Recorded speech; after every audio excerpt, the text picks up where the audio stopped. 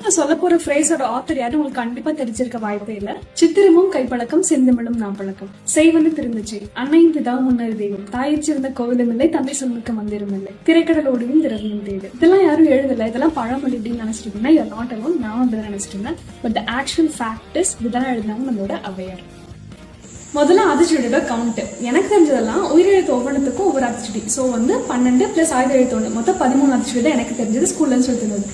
ஆனா உயிர்மை எழுத்து எல்லாம் சேர்த்து மொத்தம் 109 ஆத்திச்சூடி. ஆத்திச்சூடி மாதிரியே கொன்றை வேந்தன், நல்வழி, மூதுரை, ஔவையாரின் தனிப்பாடல்கள் அப்படின்னு சொல்லிட்டு தனித்தனி ஹெட்டிங்ல அவ்வளவு பாட்டு எழுதியிருக்காங்க. ஔவையாரின் எழுத்துக்கள் எனக்கு மிகவும் பிடித்த ஒரு 5 வரிகள் இப்ப சொல்றேன். அதுக்கப்புறமா மாற்று கருத்து இருக்கக்கூடிய விமர்சிக்கக்கூடிய கருத்துக்கள் சொல்றேன்.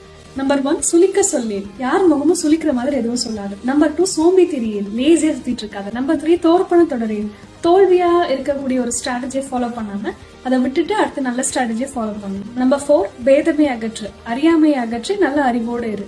நம்பர் 5, தேடாத அழிக்கின் பாடாய் முடியும், பணத்தை கொஞ்சமா ஈட்டிட்டு பயங்கரமா செலவு பண்ணு.